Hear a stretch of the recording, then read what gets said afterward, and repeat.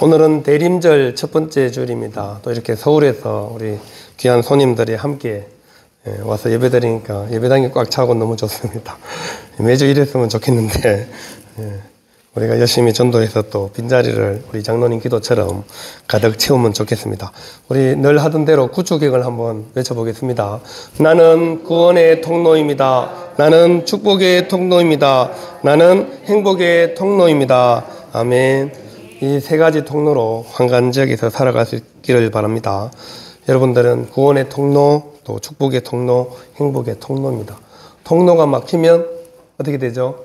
맞짱꽝이죠. 통로 막히면 뭐 갈 수가 없습니다. 그래서 여러분 통로들이 잘 안 막히게 살아갈 수 있기를 바랍니다. 옆에 사람과도 인사하겠습니다. 참 잘 오셨습니다. 옆에 앉아주셔서 감사합니다. 네. 오늘 이제 대림절 첫 번째 주일 뒤에 현수막도 붙여있죠. 4주 동안 우리 예수님 오신 성탄절 전까지 대림절 기간입니다. 인간의 몸으로 오신 주님께 감사드리는 귀한 시간이기도 하지만 무엇보다도 지금 주님의 구원에 참여하는 현재적 의미도 포함이 되어 있습니다. 그리고 다시 오실 주님 앞에 서게 될 미래적 의미가 함께 어우러진 기간이 바로 이 대림절 기간입니다. 그래야 대림절은 모든 기다림의 시간을 한때 묶어서 한 해의 교회력을 시작하는 첫 절기가 됩니다. 교회력은 이제 대림절부터 새롭게 새해가 되는 겁니다.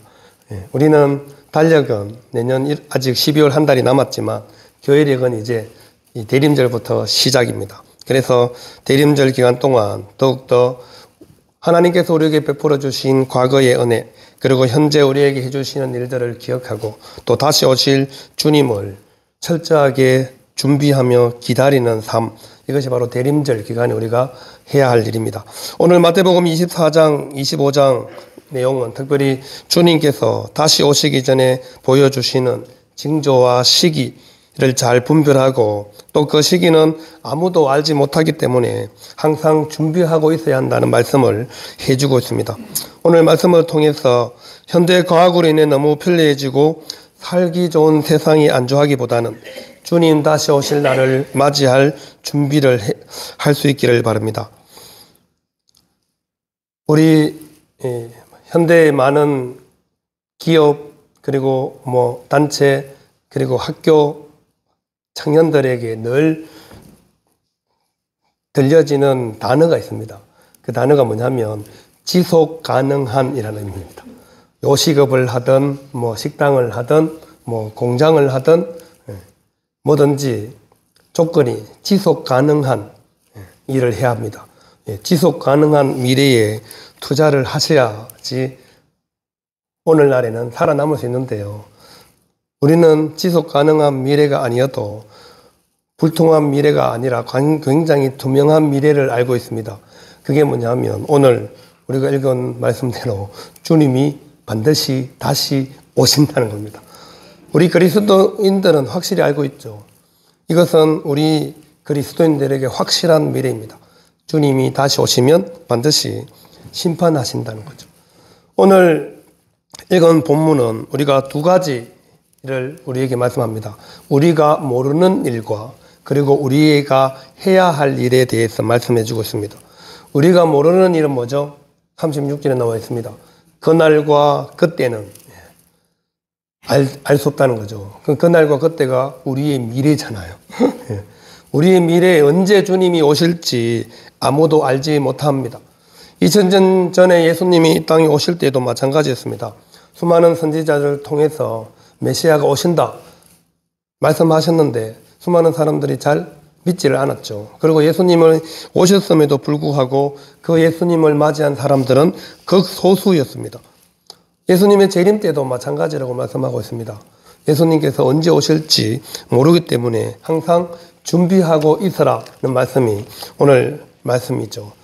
믿음을 견고하게 하지 않으면 어느새 우리도 방심하다가 주님을 맞이하지 못할 수도 있다는 것입니다. 그래서 25장에 열처녀 비유가 바로 그거잖아요. 뭘 준비를 못했어요? 기름. 제일 중요한 걸 준비를 못해가지고 신랑이 드디어 오니까 기름이 떨어져서 기름 사러 갔다가 결국 신랑을 맞이하지 못하게 되는 그런 불상사가 생기지 않도록 우리가 잘 준비해야 된다는 것입니다. 하나님께서는 우리에게 언제 예수님이 오실지 알려주지 않았습니다. 그 이유는 너무나도 자명하죠. 사람이 어떤 특성을 가지고 살아가는지 너무나 잘 알기 때문에 그날과 그때는 아무도 모른다고 말씀하고 있는 겁니다. 하늘의 천사들도 아들도 모르고 오직 아버지만 아신다. 그 모든 것을 알고 계시는 분은 하나님 아버지 한 분뿐이라고 예수님도 말씀하셨습니다. 자기도 모른다고 얘기하는 거죠. 예수님이 몰라서 모른다고 하셨을까요? 그냥 모든 권한이 아버지께 있음을 분명하게 말씀하는 거죠. 아들도 천사들도 다 하나님 아버지에 의해서 움직이기 때문에 모든 절대적인 권한이 하나님 아버지께 있음을 분명하게 말씀하고 있는 것이죠. 사람이 알고 싶어도 알 수 있는 것이 아니라는 것입니다. 그러니까 예수님이 언제 올지 거기에 집착하지 말고 거기에 마음을 빼앗기지 말고 늘 삶을 철저하게 일상은 잘 살아가면서 믿음을 잘 준비하라고 말씀하는 것입니다. 그래서 우리는 1800년 때부터 수많은 사람들이 예수님이 언제 오신다를 예언을 했죠. 그래서 많은 사람들이 미혹되기도 하고 우리나라에도 있었잖아요. 담미성교회. 아직까지 주님이 안 오고 계시는데 1992년 10월 28일에 예수님 재림하신다고 온 나라를 시끄럽게 만들었습니다. 그래도 지금까지 주님이 안 오시고 계시죠. 주님은 언제 오시겠다 말씀한 적이 없습니다. 하지만 반드시 오신다고 약속은 하셨습니다. 초림 때 오셨던 주님께서 재림 때도 반드시 오신다는 사실은 분명한 사실입니다. 이것은 우리 그리스도인들에게 정해져 있는 미래입니다.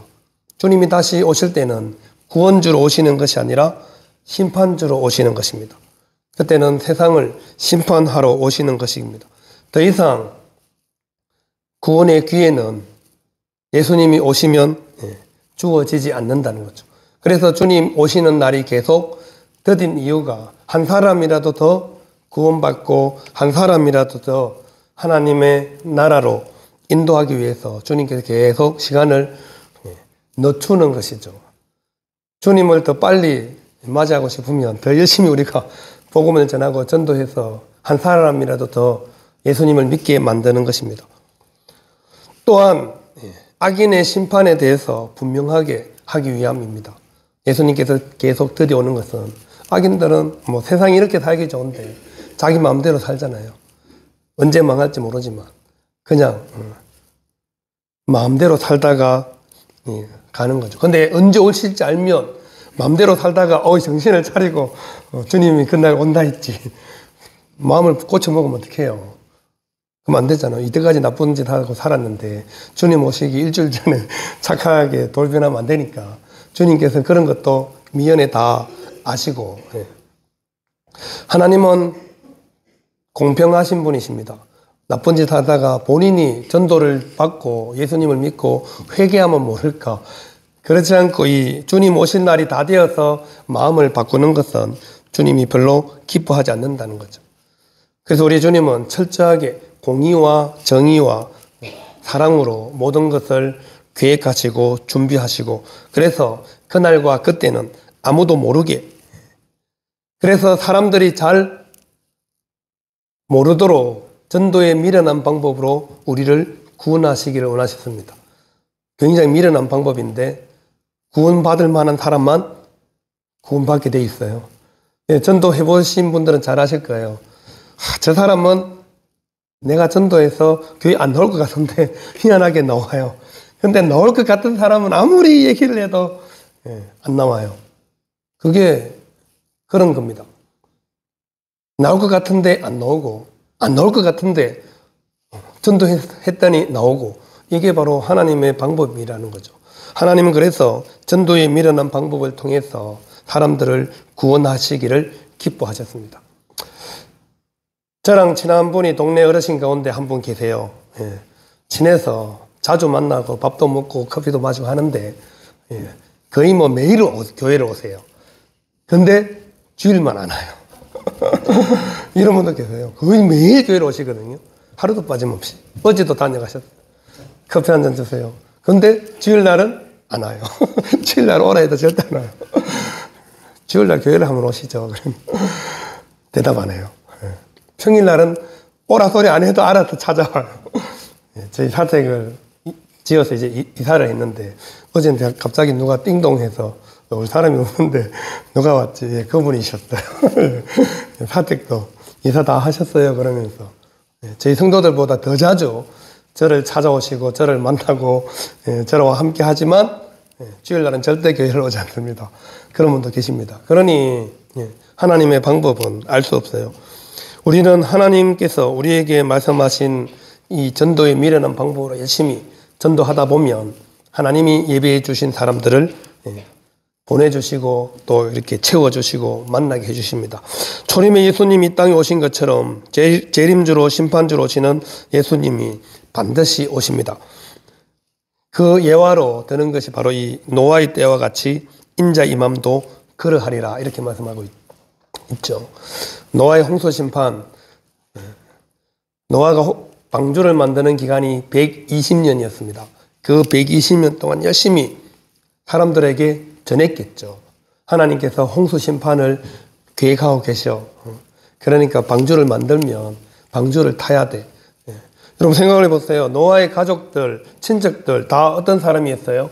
에노스의 후손들입니다.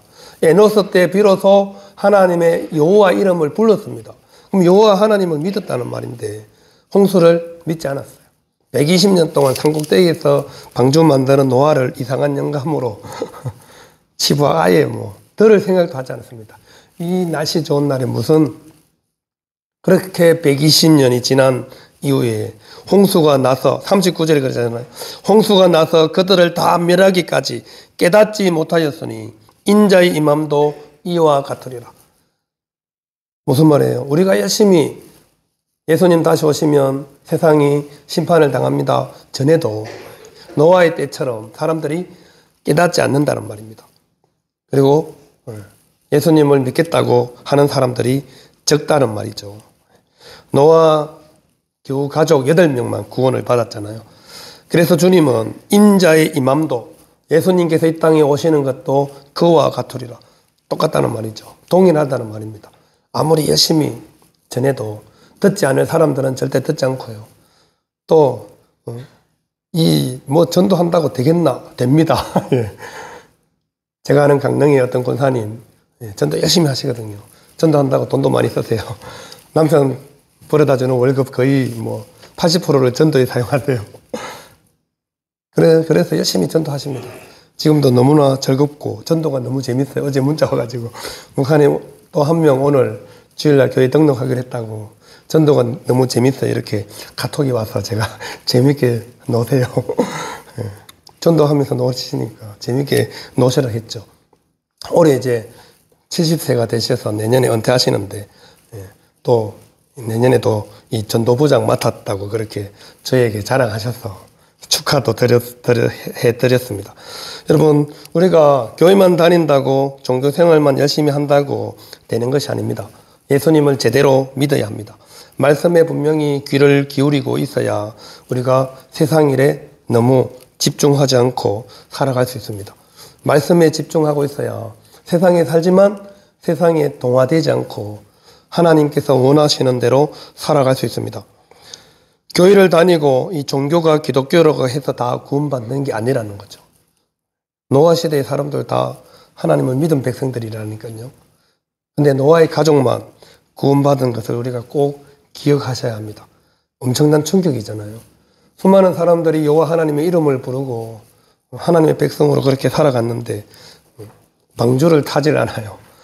구원의 방주에 올라타라고 아무리 소리쳐도 타지를 않는데 어떻게 구원을 받겠어요? 예수님께서 오실 때도 마찬가지라는 것을 계속해서 강조하고 있잖아요. 인자의 임함도 이와 같으리라. 이와 같으리라. 앞에 이와는 노아의 때입니다. 노아의 때와 같다는 거죠. 그래서 열심히 우리는 일단은 남들은 제쳐놓고 가족 중에 안 믿는 사람이 있으면 가족부터 먼저 방주에 일단 태우고 다른 일을 하셔야 됩니다. 무슨 말씀인지 아시겠죠? 다른 사람들은 일단 냅두고 일단 내 가족부터 먼저 방주에 태워놓고 시작하셔야 된다니까요. 다른 사람들은 타기나 말기나 일단 냅둬요. 내 가족이 제일 우선이니까. 그렇게 열심히 우리 주님이 다시 오시기 전에 예수님을 맞이할 준비를 하셔야 됩니다. 그리고 더 중요한 것이 있습니다.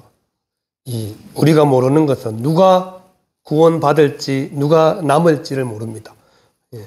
남자 여자 다 얘기하죠. 밭에서 일하는 것은 모든 남자를 포함하는 것이고 맷돌 가는 여인은 모든 여인을 포함하는 겁니다. 그런데 두 사람이 밭에서 일했는데 한 사람은 둘 중에 누군지 몰라요.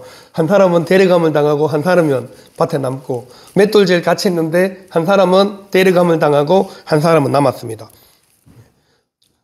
이것은 이 헬라어를 봐도 수동으로 기록되어 있습니다. 수동태로. 데려감을 당하고 남는 사람은 자기가 한 일이 없어요. 아무것도 할 수도 없고. 누구의 권한이에요? 전적으로 구원해 주시는 분의 권한이라는 겁니다. 남든지 데려감을 당하든지 구원을 받든지 버림을 당하든지 이 권한도 하나님께 달려 있습니다. 그런데 중요한 것은 내가 믿음으로 살아가면 당연히 구원을 받을 수 있겠죠. 주님께서 말씀하시고 약속하셨기 때문에. 그래서 우리는 이 믿음을 더욱더 견고하게 붙들어야 한다는 것입니다. 많은 사람들이 인맥도 재력도 열심히 자랑하고 다니잖아요. 그런데 정작 죽음 앞에서는 자기를 도와줄 인맥도 재력도 권력도 필요가 없습니다. 도와줄 수가 없잖아요. 아무리 재벌이라도 몇 년 연장할 수는 있지만 죽는 것을 막을 수는 없잖아요. 죽음을 막을 수 있는 사람은 세상에 아무도 없습니다. 그래서 우리는 지위나 신분, 재산과 학식 이런 것들은 마지막 심판날에 우리를 구원해 줄 수 없습니다. 그래서 우리는 더욱더 견고한 우리 주님을 붙들어야 하는 이유입니다. 주님은 잘 알고 계십니다. 저 사람이 믿는 척 하는지 진짜 예수님을 믿음으로 살아가는지. 구원을 받고 못 받고의 문제는 그 사람의 믿음이 결정하는 것이기 때문이죠. 그래서 우리는 확고한 믿음으로 세상을 살아가야 합니다. 42절에 보시면 그러므로 깨어있으라 어느 때에 너희 주가 임할는지 너희가 알지 못함이니라. 깨어있으라는 것은 늘 근신하고 정신을 바짝 차리고 주의를 잘 기울이라는 겁니다. 깨어있어야지 우리가 주님을 맞이할 수 있다는 거죠. 그리고 우리가 모르는 것은 시기를 예측 불가, 예측을 또 할 수가 없습니다. 예수님이 언제 임할는지 예측이 불가능하다는 것이죠. 이것이 바로 주님의 공정한 심판을 위해서입니다. 좀 전에도 말씀드렸지만 예측하면 막 나쁜 짓 하다가 주님 오실 다 됐네 준비하고 있을 텐데, 그래서 주님이 비유로 든 게 뭐예요? 강도, 밤에 도둑, 집주인이 도둑이 언제 들어올지 알면 딱 지키고 있다가 잡으면 되죠. 그런데 집주인이 모르게 도둑이 온다는 거죠. 인자 임함도 그렇게 온다는 겁니다. 모르게.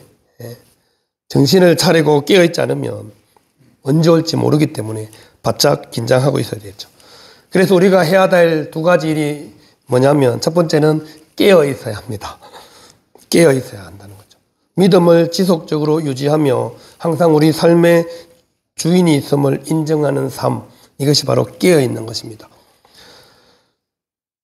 날짜만 계산하고 앉아있는 모습이 아니라 우리 일상 속에서 열심히 살아가면서 신실한 그리스도인으로 철저하게 살아가는 것, 이것이 바로 깨어있는 것입니다.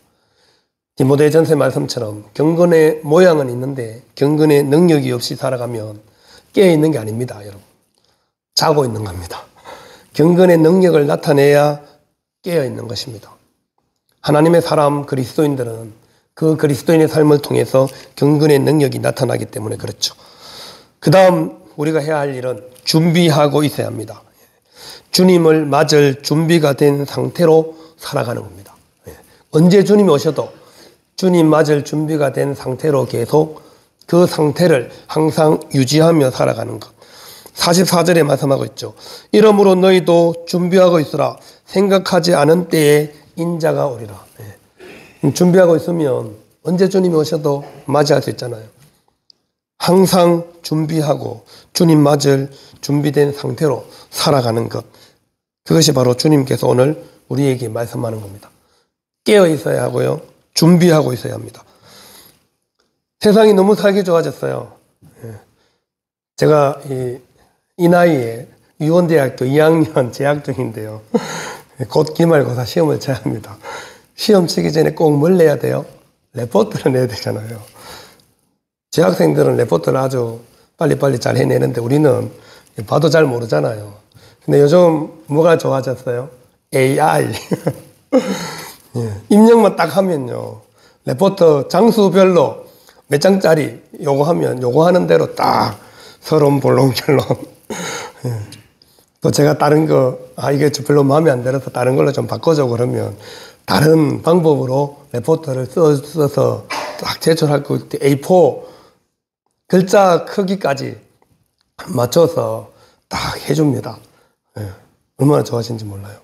그래서 제가 보고 어쨌든 너무 AI가 한 거 티내면 안 되니까 몇 개만 수정해서 제출합니다. 교수님한테 미리 얘기합니다. 제가 못해가지고 AI의 도움을 받았습니다. 참고하세요. 우리 성인 학급자들은 일단은 내면 됩니다. 다 통과됩니다. 학교 시험 치러 가는 날짜도 제가 날 잡아서 시험 치러 갑니다. 제가 갈 수 있는 날에. 그런 거죠. 그게 오늘날 이 시대에 중요한 너무나 살기 좋은 시대잖아요. 그럼에도 불구하고 이 영적인 각성은 AI가 해결해 주지 못합니다. 누가 해요? 그 일은 내가 해야죠.